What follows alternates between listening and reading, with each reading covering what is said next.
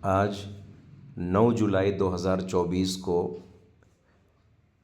Maulana Azad College of Art Science and Commerce Rozabagh Aurangabad में जाने का मौका मिला।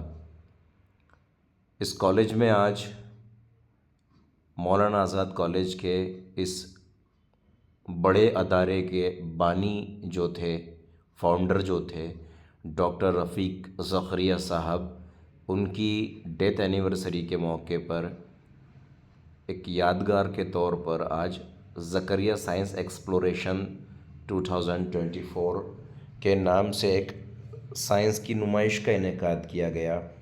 तलबा को शहर औरंगाबाद के मुख्तलिफ़ स्कूल से जो तलबा आए थे उनको फ़िज़िक्स, केमिस्ट्री, ज़ूलॉजी, बॉटनी और जियोलॉजी, साइकोलॉजी ऐसे अलग अलग डिपार्टमेंट्स की मालूमात फ़राहम की गई।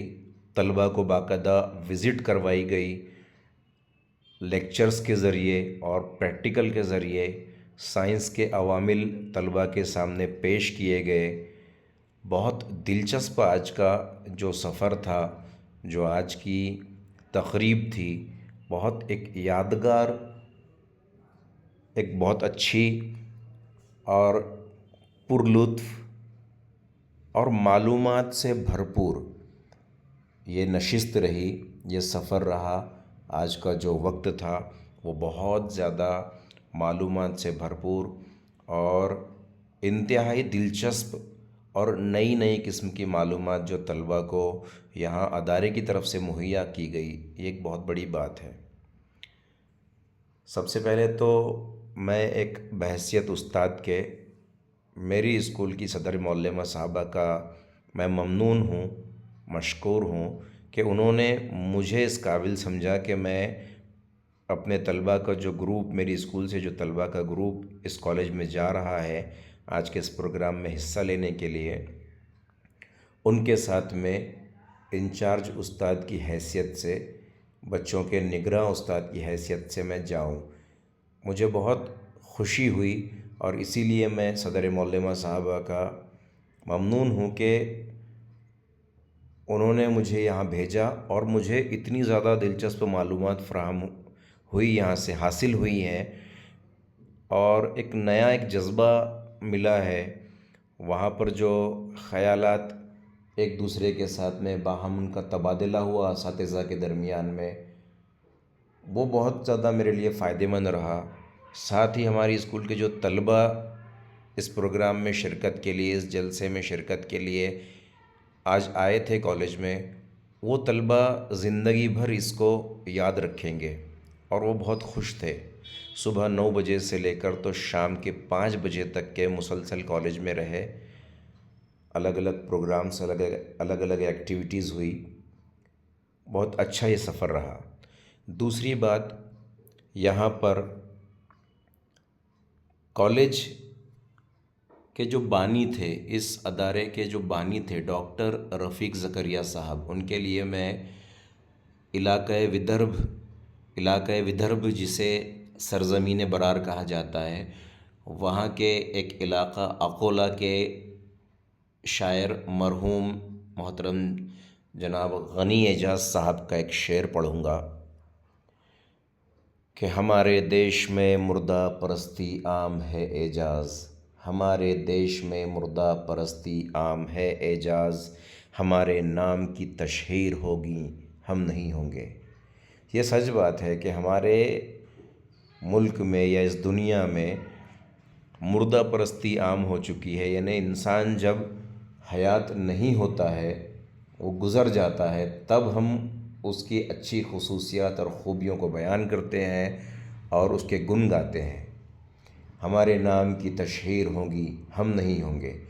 जब हम नहीं होंगे तब हमारा नाम गूंजेगा, तब हमारे नाम के कसीदे पढ़े जाएंगे। इस शेर से हमें ये भी सीखने को मिलता है कि ऐसी जो शख्सियात अगर अब हमारे आसपास में मौजूद हैं, हमारी ज़िंदगी में, हमारी हयात में वो ऐसी शख्सियात अभी मौजूद हैं, तो ऐसी शख्सियात की कदर और इज़्ज़त, एहतराम हमें हर हाल में, अभी फ़िलहाल में करना चाहिए। कहीं ऐसा ना हो कि जब हम इन शख्सियात को खो दें तो उसके बाद हमें एहसास हो कि कितनी अजीम शख्सियात थी, वो उनके कारनामे कितने अजीम थे। तो बेहतर ये है हमारे लिए कि ऐसी जो शख्सियात आज भी हमारे दरमियान में मौजूद हैं, सियासी या तालीमी या और किसी मैदान में, हमारे लिए जो कौम व मिल्लत के निगहबान हैं, कौम व मिल्लत का जिनके अंदर फ़िक्र है, कौम व मिल्लत की एक तड़प है, ऐसी शख्सियात की हमें इज़्ज़त उनकी अपनी ज़िंदगी में भी करनी चाहिए। डॉक्टर मज़हर फ़ारूक़ी साहब, डॉक्टर मज़हर अहमद फ़ारूक़ी साहब, जो कि अभी फ़िलहाल में मौलाना आज़ाद कॉलेज के प्रिंसिपल के ओहदे पर फाइज़ हैं, उन्होंने अपनी स्पीच में बहुत अच्छी बात कही। उन्होंने कहा कि आप यहाँ औरंगाबाद शहर के जो स्कूल से तलबा आए हुए हैं, मैं आप सबका इस्तकबाल करता हूँ। मुझे खुशी है प्यारे बच्चों कि आप यहाँ पर आए हैं। मैं आपसे ये कहना चाहता हूँ कि हर चीज़ को साइंस के तरीके से पढ़िए। साइंस गौर व फिक्र की एक चीज़ है। साइंस को महज साइंस या बीएससी ना समझ लीजिए कि bachelor in science, bachelor of science की एक आपने डिग्री हासिल कर ली है। साइंस, उन्होंने एक बहुत अच्छी मिसाल यहाँ पेश की। उन्होंने ये कहा कि भाई कागज़ है, कागज़ को आप जब जलाते हैं तो वो जलते वक्त में जलने के बाद सिकुड़ना शुरू होता है और आगे की तरफ झुककर सिकुड़ जाता है। तो ऐसा क्यों होता है? उन्होंने एक और मिसाल पेश की कि मेहंदी के जो पत्ते होते हैं, मेहंदी एक पौधे के पत्ते होते हैं जो हरे होते हैं, ग्रीन होते हैं, लेकिन जब वो हाथों पर लगाई जाती है तो वो लाल हो जाती है हाथों का रंग। तो आपने गौर करना चाहिए कि ऐसा क्यों हुआ, इसके पीछे कौन सा अमल कार्य फरमा था। बहुत अच्छे अंदाज में उन्होंने तलबा को ये रोशनी अता फरमाई और उनकी तलबा की रहनुमाई फरमाई कि साइंस का मतलब है गौर व फिक्र, और यही चीज़ तो हमारा मज़हब भी सिखाता है। यहाँ पर जो मेहमान ख़ुसूसी में मुख्तलिफ़ मौजूद शख्सियात बराजमान हैं स्टेज पर, इन्होंने भी अपनी अपनी तकारीर में, अपने अपने ख़ताब में तलबा को ये कहा कि आप गौर व फिक्र कीजिए। देखिए प्यारे बच्चों, मैं आपको ये कहना चाहता हूँ कि कुरान शरीफ में यहाँ पर अल्लाह ताला फरमाते हैं, और ये कुरान शरीफ जो है तो 1400, 1500, 2000 साल पुरानी मालूमात, यानी 2000 साल या 1400, 1500 साल पहले तकरीबन, उस वक्त में जबकि अभी जो साइंस की डिस्कवरीज़ हुई है, नई नई चीज़ें दरियाफ़्त हुई है, ये तो उस वक्त में इतने 100 साल पहले बता दी गई थी हमें कुरान शरीफ में कि ये चीज़ें हैं। ह्यूमन बॉडी सेल से लेकर तो हर चीज़ तक की हर चीज़ बता दी गई। जौहर यानी एटम्स ऑफ एनी सब्सटेंस, इससे लेकर तो पूरा फॉर्मेशन ऑफ कंपाउंड तक बता दिया गया। यहाँ सूरह यासीन की एक आयत है, अऊज़ु बिल्लाहि मिनश शैतानिर रजीम, बिस्मिल्लाहिर रहमानिर रहीम, लश्शम्सु यंबग़ी लहा अन तुदरिकल कमर वलल्लैलु सबिगुन नहार व कुल्लुम फ़ी फ़ल्क़ि यस्बहून। लश्शम्सु यंबग़ी लहा अन तुदरिकल कमर वलल्लैलु साबिगुन नहार व कुल्लुम फ़ी फ़ल्क़ि यस्बहून। ना सूरज की मजाल है कि चाँद को जा पकड़े, और ना रात दिन से पहले आ सकती है, और वो सब अपने अपने मदारों में, दायरों में घूम रहे हैं। ये अल्लाह ताला की कुदरत है। अब 1400 साल पहले ये बता दिया गया, फिर आज हमको साइंसदानों ने साइंटिफिक डिस्कवरीज़ के ज़रिए बताया कि भाई जो प्लैनेट्स हैं वो अपने अपने ऑर्बिट्स में रिवॉल्व कर रहे हैं, रिवोल्यूशन ऑफ प्लैनेट्स और उनके ऑर्बिट्स में एक दूसरे को वो ओवरटेक नहीं कर रहे, एक दूसरे का जो पाथ है वो क्रॉस नहीं कर रहे हैं। इतनी अच्छी बात है। तो कुरान शरीफ में आपको कहा गया है गौर व फिक्र करो। अल्लाह ताला बार बार कुरान शरीफ में फरमाते हैं गौर कीजिए। और मैंने कुरान शरीफ का हवाला इसलिए दिया हूँ कि हमारा मज़हब यानी इस्लाम एक ऐसा मज़हब है प्यारे बच्चों कि जो अंधविश्वास को बिल्कुल भी बढ़ावा नहीं देता। आप इस्लाम मज़हब जो है, हमारा मज़हब इस्लाम, उसकी कोई भी चीज़ कुरान शरीफ की आयतों को उठाकर देखिए। कुछ रोज़ पहले मैंने एक वाक़े का ज़िक्र किया था इसी यूट्यूब चैनल पर, वो वीडियो है कि एक बहुत बड़ा जो डॉक्टर था यूरोप का, उसने इस्लाम कबूल कर लिया। उसने ये देखा कि फ़िरऔन की जो लाश है वो कैसे रखी गई, पॉसिबल कैसे हुआ, और इसको समंदर से फेंक कैसे दिया गया था ऊपर। उसने कुरान शरीफ की स्टडी की, उसने इस्लाम कबूल कर लिया। हमारा जो मज़हब है वो हमें सिखाता है कि लीमू या मिर्च, इन चीज़ों का, लीमू या मिर्च जो है, इन चीज़ों का इस्तेमाल करने से हमारी कोई हिफाजत नहीं होने वाली। या दरवाजे पर अगर लीमू मिर्च और दूसरी चीज़ें आपने लटका दी तो उससे आपकी हिफाजत नहीं होने वाली, बल्कि आपकी हिफाजत होने वाली है उन चीज़ों से जो फैक्ट होती हैं, एक्चुअल में है, जिनका वजूद है। जैसे फॉर एग्ज़ाम्पल, आप गाड़ी स्पीड से चलाएंगे बहुत ज़्यादा और आउट ऑफ कंट्रोल हो जाएंगे तो एक्सीडेंट आपका होगा। लेकिन अगर आप ये सोचेंगे कि मैं एक लीमू यहाँ लटका लेता हूँ और गाड़ी फिर अब एक्सीडेंट नहीं होगा, तो नहीं, नामुमकिन है। वो लीमू आपको नहीं बचा सकता। आपको प्रिकॉशंस लेना पड़ेंगे, कंट्रोल में गाड़ी चलाना पड़ेंगी, लिमिटेड स्पीड में चलाना पड़ेंगी, तो आपका एक्सीडेंट नहीं होगा। ऐसे बहुत सारी चीज़ें हैं। तो कुरान शरीफ में ये तमाम चीज़ें हैं।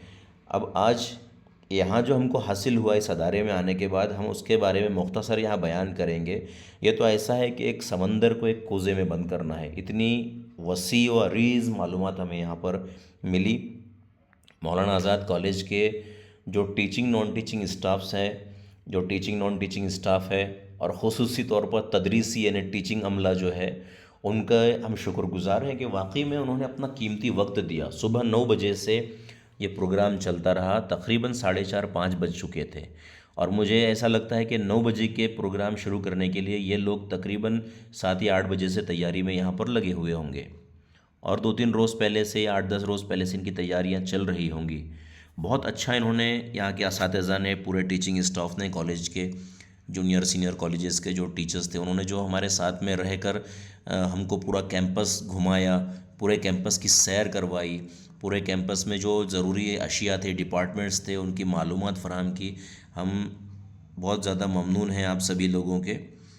और आगे देखिए, फिर यहाँ पर ये हमारी एक टीम है, मेरे स्कूल के बच्चे हैं यहाँ पर, जिनके लिए ये सफ़र आज यादगार हो गया।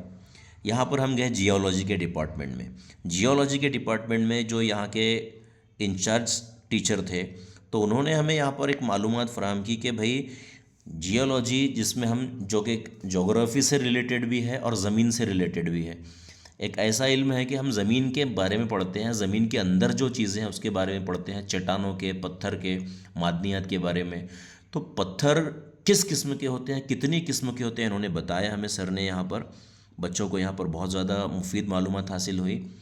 सर ने बहुत ज़्यादा मेहनत के साथ और बहुत ज़्यादा मशक्क़त के साथ जो भी वो मालूमात देना चाहते थे, बड़े जज्बे के, लगन के साथ उन्होंने पेश करने की कोशिश की, और वो बहुत ज़्यादा हद तक कामयाब रहे। उनकी जो मालूमात थी वो वाकई में हमारे लिए एक मुनफरिद मकाम रखती है। शायद से तलबा के साथ साथ तो हम जैसे असातिज़ा जो यहाँ पर थे, उन्हें भी इतनी मालूमात हासिल नहीं थी प्रैक्टिकली जितनी आज हमें यहाँ पर मिली है। यहाँ पर मुख्तलिफ़ किस्म के जो पत्थर हैं, इन पत्थरों का इस्तेमाल क्या होता है और ये दस्तयाब कहाँ से होते हैं, सर ने यहाँ पर हमें ये पत्थर वगैरह दिखाए हैं। उसके बाद में जियोलॉजी के डिपार्टमेंट में हमें और ये बताया गया है कि चट्टानें जो होती है, चट्टानें किस तरह से वजूद में आती हैं, चट्टानों की अक़साम किस तरह होती हैं, टाइप्स ऑफ जो रॉक्स होती हैं उनका कहाँ कहाँ इस्तेमाल होता है, कौन सी किस्म की चट्टानें कहाँ पाई जाती है, वो सब यहाँ पर बताया गया। बहुत बेहतरीन लगा बच्चों को यहाँ पर कि वाकई में ये जियोलॉजी का जो डिपार्टमेंट है, इसमें इतनी सारी चट्टानें, इतने सारे देखिए पत्थर यहाँ पर हैं। यहाँ पर ये आतिश फ़िशा का जो प्रोसेस है बताया है सर ने कि किस तरह से आतिश फ़िशा, लावा निकलता है, इनमें से आतिश फ़िशा वजूद में आते हैं, वो लावा आगे चलकर किस तरह चट्टानों की ठोस शक्ल अख्तियार कर लेता है।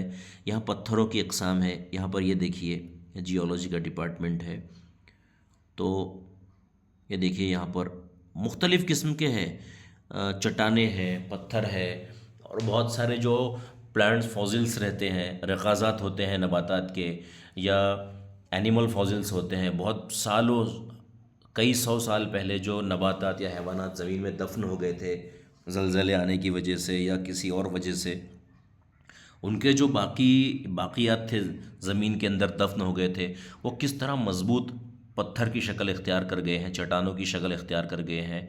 यहाँ पर रॉक का साइकिल बताएं सर ने, किस तरह ये फॉर्मेशन होता है, और बहुत सारी अक़साम के यहाँ पर चट्टानें, पत्थर वगैरह रखे हुए थे। चार्ट्स के ज़रिए यहाँ पर दीवारों पर मालूमात फ़राहम की गई हैं कि ज़मीन के अंदर किस तरह लेयर्स होती हैं, लेवल्स होती हैं, तह होती हैं, सतह होती हैं, उनके नाम हैं पत्थरों के, चट्टानों के।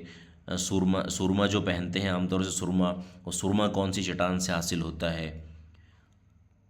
चकमाक के पत्थर यहाँ पर सर ने बताए हैं कि किस तरह पहले इंसान आग लगाकर पत्थर को रगड़ कर आग पैदा करता था। यहाँ पर देखिए ये जियोलॉजी का जो डिपार्टमेंट था वाकई में बच्चों के लिए बहुत दिलचस्प रहा, बहुत मज़ा आया, यहाँ पर बच्चों को सीखने को मिला है। उसके बाद में यहाँ से सीरियल वाइज हम शुरू करते हैं, थोड़ा वक्त लगेगा, ऐसे सीरियल वाइज हम आते हैं यहाँ से।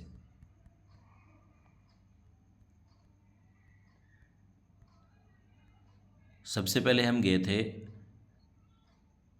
ओपनिंग के बाद में, ओपनिंग सेरेमनी जो थी, उसके बाद में इफ्तिताही जो तकारीर थी मेहमान खुसूसी और कॉलेज के प्रिंसिपल साहब की, उसके बाद में हम गए बॉटनी के डिपार्टमेंट में, डिपार्टमेंट ऑफ बॉटनी। यहाँ पर सर बॉटनी के HOD head of the department थे। बहुत ज़्यादा मुफीद मालूमात सर ने यहाँ फ़राम की। आमतौर से हाई स्कूल लेवल पर बच्चों को सिंपल माइक्रोस्कोप दिखाई जाती है, यहाँ पर हमें कंपाउंड माइक्रोस्कोप, डिजिटल माइक्रोस्कोप वगैरह देखने को मिली।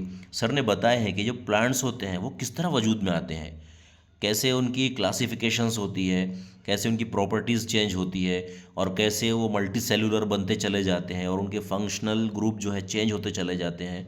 सर ने यहाँ बहुत अच्छे ज़रिए, बहुत अच्छे अंदाज में यहाँ से एक्सप्लेन किया चार्ट के ज़रिए।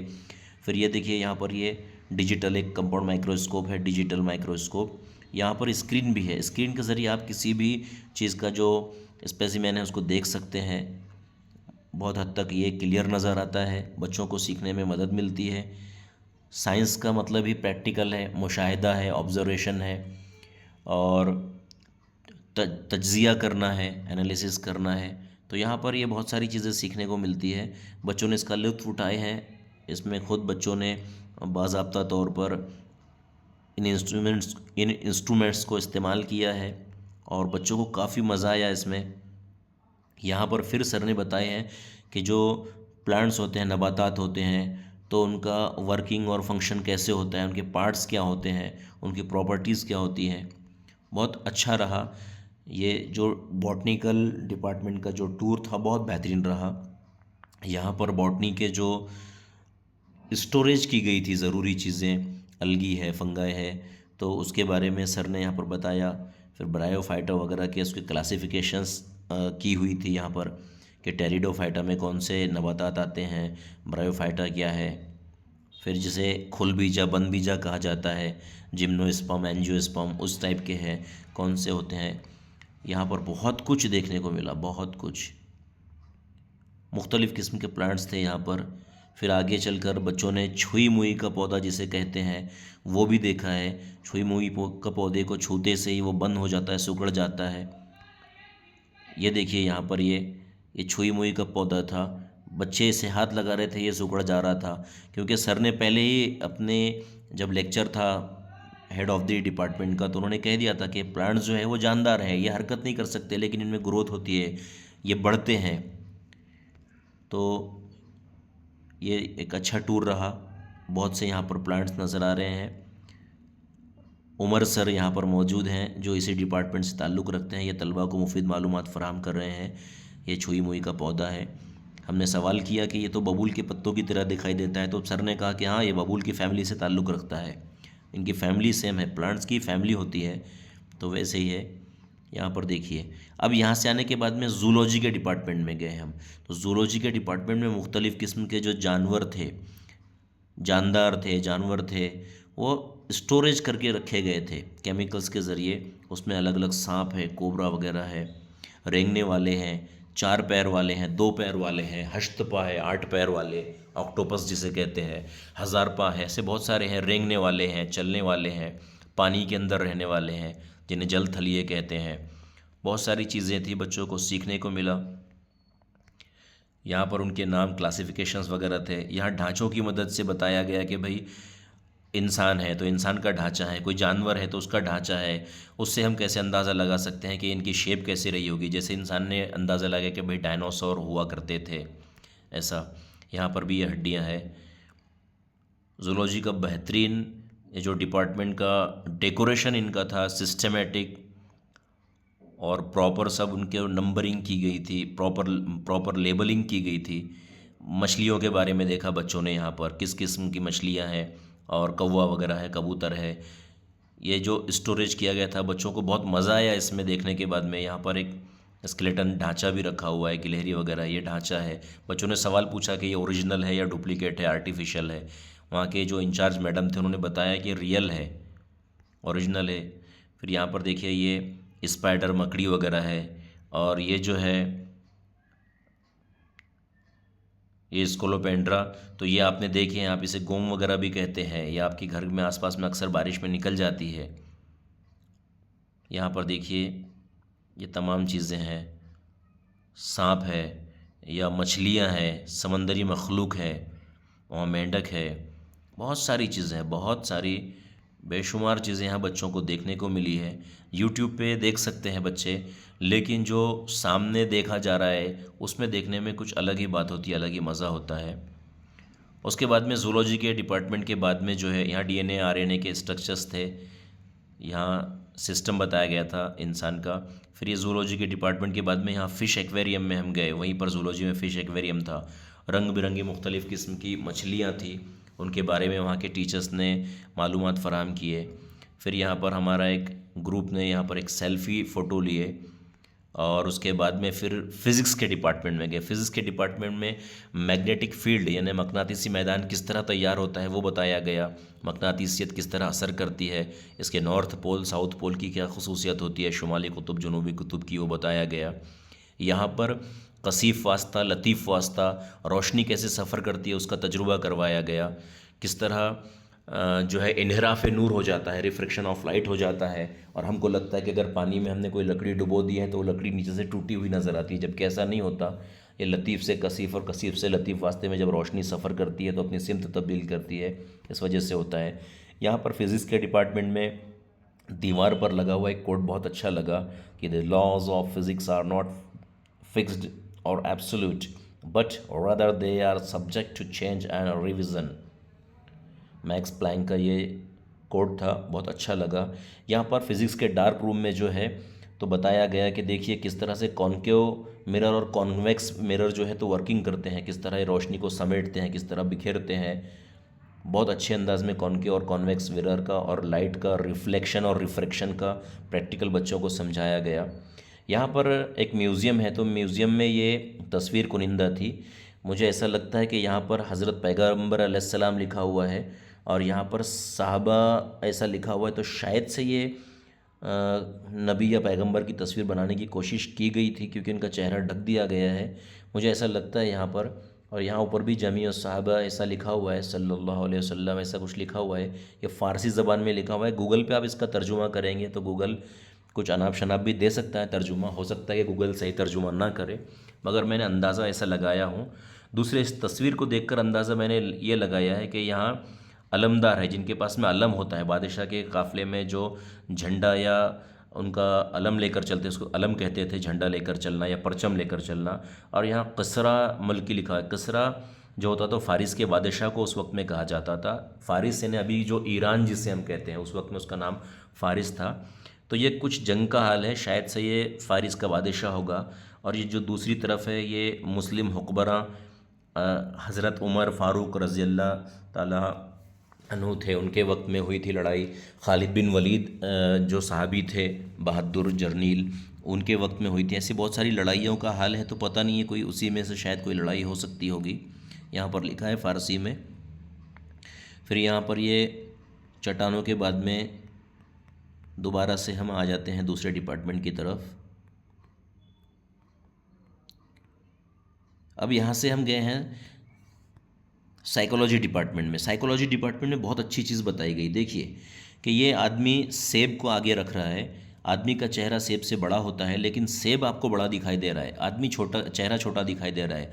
यानी इल्यूजन है, इसको इल्यूजन कहते हैं। आपको जो सामने दिखाई दे रहा है आपको लगता है वही बड़ा है, लेकिन वो छोटा है। तो आजकल सोशल मीडिया पे आप देखिए, सोशल मीडिया कह लीजिए या जो मेन स्ट्रीम मीडिया है इस मुल्क का, न्यूज़ चैनल जिसको आप कहते हैं, उस पर झूठ को फैलाया जाता है, गलत बातें बताई जाती है, जबकि सच्चाई पीछे छुप जाती है, और गलत बातों को लोग कैच कर लेते हैं। उनको लगता है वही जो बता रहे हैं वही सच है, जबकि वो होता नहीं, इल्यूजन होता है, वो झूठ होता है। तो ऐसा ही ये साइकोलॉजी का जो प्रैक्टिकल्स थे उसमें बताया गया कि किस तरह आप आपकी जो है टेम्परेरी मेमोरी जो होती है उसको कैसे एनहांस कर सकते हैं। जैसे आपने कोई चीज़ देखे और फिर आपने उसको आगे भूल जा रहे हैं, क्योंकि आपकी जो टेम्पररी मेमोरी है, प्राइमरी मेमोरी जिसे आप कह सकते हैं, वो स्ट्रांग नहीं है। तो आप उसको स्ट्रांग बना सकते हैं। स्टूडेंट्स को अपनी स्टूडेंट्स लाइफ में इसका बहुत ज़्यादा बेनिफिट मिल सकता है। प्रैक्टिस के ज़रिए आप कॉन्सेंट्रेशन और प्रॉपर अटेंशन के ज़रिए आप ये हासिल कर सकते हैं। फिर यहाँ पर इंसान का जो नर्वस सिस्टम है वो बताया गया कि नर्वस सिस्टम को आप कैसे कंट्रोल कर सकते हैं। एंजाइटी, डिप्रेशन वगैरह के बारे में बताया गया, किस तरह बच्चे आजकल एंजाइटी का शिकार हो रहे हैं, डिप्रेशन का शिकार हो रहे हैं, बड़े लोग हो रहे हैं, तो उसकी क्या वजूहत है। यहाँ पर स्ट्रेस कैसे दूर की जा सकती है, स्ट्रेस क्यों आती है, और हमारा कंसंट्रेशन कितना होना चाहिए, प्रॉपर जो अटेंशन कितना होना चाहिए, उसके बारे में बताया गया। यहाँ पर ड्रग्स के जो यूज़ होते हैं, ड्रग्स जो यूज़ करते हैं उसके हार्मफुल जो इफ़ेक्ट्स होते हैं, नुकसानदा असरात बॉडी में क्या होते हैं, वो बताया गया। किस तरह आप कंसंट्रेट नहीं कर पाते, थरथराहट होती है आपको। यहाँ पर एक तजुर्बा था साइकोलॉजी से रिलेटेड कि एक इमेज सामने गिलास में दिखाई दे रही है और आपको उसको देखकर यहाँ पर ये करना है। और इसी तरह से यहाँ पर फिर वो ड्रग्स का वाला रिपीट हुआ है। फिर साइकोलॉजी के डिपार्टमेंट में वहाँ के जो इंचार्ज लेक्चरर थे, उन्होंने बताया कि भाई इंसान डिप्रेशन का शिकार है, एंजाइटी का शिकार है, या डिप्रेशन किस किस्म का है, या बहुत सारे उसके प्रकार टाइप्स हैं, तो उसका टेस्ट के ज़रिए पता लगाया जा सकता है कि बच्चे को टेस्ट दिया जाए और वो टेस्ट के सवालात हल करने को कहा जाए, तो पता चलता है कि उसको प्रॉब्लम क्या है। और बहुत सारी चीज़ों का जो है बीमारी से ताल्लुक़ होता है, लेकिन बीमारी ऐसी नहीं होती कि भाई सर्दी ज़ुकाम बुखार की जैसी बीमारी है। साइकोलॉजिकल यानी नफ्सियाती तौर पे इंसान बीमार हो जाता है, डिप्रेशन, तनाव का शिकार हो जाता है, घबराहट का शिकार हो जाता है, बेचैनी का शिकार हो जाता है। सारी चीज़ें ये दिमाग से, नर्वस सिस्टम से जुड़ी होती है। तो इसको काउंसलिंग के ज़रिए दूर किया जा सकता है, अच्छे अंदाज में जहन साजी करके इसको दूर किया जा सकता है। यहाँ पर बहुत सारे चार्ट्स थे साइकोलॉजी डिपार्टमेंट में जो कि कारआमद थे। और इसके बाद में यहाँ पर एंगर यानी अपने गुस्से पर किस तरह काबू पाया जा सकता है। फिर हम गए केमिस्ट्री की लैब में। केमिस्ट्री की लैब में एक सब्लिमेशन प्रोसेस वगैरह बताया गया कि किस तरह सॉलिड स्टेट से डायरेक्ट गैसियस फॉर्म में कैसे कन्वर्ट होते हैं सब्सटेंस। तो ठोस जो शक्ल है मादे की, ठोस हालत को गर्म करके हीट देने के बाद में डायरेक्ट वो क्रिस्टल फॉर्म में, डायरेक्ट गैसियस फॉर्म में कैसे कन्वर्ट हो रही है विदाउट माय हालत में या लिक्विड उसमें कन्वर्ट हुए, तो इसे सब्लिमेशन प्रोसेस कहा जाता है। यहाँ पर ये एक और अच्छी चीज़ समझाई गई कि किस तरह आजकल अंधश्रद्धा यानी जादू टोना करवाया जाता है कि भाई आज सबसे ज़्यादा इंपॉर्टेंट चीज़ है ये कि आजकल क्या होता है, बीमार रह रहे तो माँ बाप को भी लगता है नहीं इसको कुछ तो भी हुआ है। फिर जाते हैं तो वो जो भोंदू बाबा होते हैं, वो भोंदू बाबा क्या करते हैं, हाथ के नाखून देखते हैं, आंखें देखते हैं और कहते हैं हाँ इसको ज़बरदस्त कुछ तो भी किया गया है। तो ये सब झूठ बात है, ऐसा कुछ किया हुआ नहीं रहता है। तो इन्होंने ये बताया कि देखो आपको ऐसा एक कागज़ की पैकेट था छोटा सा, उसमें एक सफ़ूफ था, उसको एक बच्ची के सर पे घुमाए और उसको एक केमिकल में डाले और कहा कि भाई केमिकल का कलर देखो अभी चेंज हो जाएगा। केमिकल का कलर जो है चेंज होने के बाद में क्या होगा कि यहाँ पर अगर ये चेंज हो जाता है, हरा हो जाता है, तो आपको जादू किया गया है। और वो सच में हरा हो गया। तो उन्होंने बताया कि पोटाशियम परमैंगनेट और सोडियम हाइड्रोक्साइड का केमिकल रिएक्शन है, उसकी वजह से ये हो गया है। तो ये बेवकूफ़ जो बनाया जाता है कि ये हरा हो गया तो आपको ये हो जाएगा जादू, बच्चे घबरा जाते हैं। फिर ये यहाँ पर एक प्रैक्टिकल के ज़रिए बच्चों ने यहाँ पर ये बहुत अच्छे से बताया, कॉलेज सीनियर कॉलेज के शायद ये स्टूडेंट्स थे, इन्होंने यहाँ पर प्रैक्टिकल के ज़रिए बताया। आजकल क्या होता है, स्प्राइट वगैरह जो मशरूब कोल्ड ड्रिंक्स हैं, स्प्राइट के अलावा दूसरे भी हैं, पेप्सी है, दूसरी चीज़ें हम लोग इस्तेमाल ज़्यादा करते हैं, बच्चे खासतौर से आजकल ज़्यादा इस्तेमाल करते हैं। खाना खाने के बाद में वो समझते हैं कि स्प्राइट पी लिए तो हज़म हो जाता है, उनको मज़ा आता है। एक आध मरतबा आप कभी इस्तेमाल करते हैं तो ठीक है। अगर रोज़ाना या हर हफ्ते या हर 2 दिन बाद आप स्प्राइट का या दूसरे कोल्ड ड्रिंक्स का यूज़ करते हैं तो वो जहरीले मादे आपके जिस्म को नुकसान पहुंचा देंगे। उसमें एक्सेस शुगर होती है, उसमें बहुत सारे एसिड तेज़ाब होते हैं, एसिडिक नेचर होता है उसका। तो ये तमाम चीज़ें बहुत ज़्यादा नुकसानदा है। बाकायदा प्रैक्टिकल के ज़रिए बच्चों ने यहाँ पर बताए हैं। तो ये देखिए यहाँ पर ये बच्चा बता रहा है कि किस तरह से वो स्प्राइट वगैरह में जो है तो नुकसान होता है, लेकिन हम उसको अच्छी चीज़ समझकर इस्तेमाल कर लेते हैं। यहाँ पर ये जादू टोने वाला जो था कि भाई ये इसमें पाउडर है, पोटाशियम परमैंगनेट है, सोडियम हाइड्रोक्साइड है, और यहाँ पर आपको ये सब घुमा दिए तो आपको लगेगा कि अरे यार कुछ तो भी जादू हो गया है। जादू कभी होता नहीं है।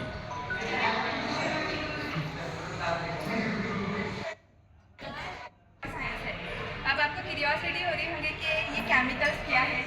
हाँ, आपको मालूमात नहीं तो आप कीड़ा बन जाते हैं ऐसा है। इसके हाँ, पीछे पोटेशियम पर परमैंगनेट इसमें सिंपल ग्लूकोज है और कुछ नहीं। हाँ ग्लूकोज। मैंने क्या किए थे Na ग्लूकोज को उधर डाला गया तो वो हो गया ये इसका केमिकल रिएक्शन है कि किस तरह केमिकल रिएक्शन होता है।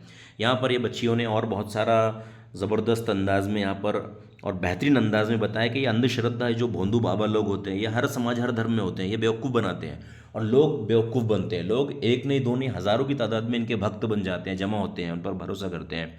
यहाँ पर भी पोटाशियम परमैंगनेट और सोडियम हाइड्रोक्साइड वगैरह का एक तजुर्बा किया गया कि बच्ची के हाथ पे पहले केमिकल लगा देते हैं और उसको एक चाकू या छुरी हल्का सा फेरते हैं तो बच्ची का हाथ ऐसा लगता है कट गया है जैसे, जबकि वो हकीकत में कटता नहीं है, वो सिर्फ कलर है। और फिर ये बाबा लोग जादू टोना पड़फूक कर लेते हैं। ये देखिए खून वगैरह कुछ भी नहीं है, कलर है। आपको लग रहा है बच्ची का हाथ कट गया, लेकिन ऐसा कुछ भी नहीं हुआ है।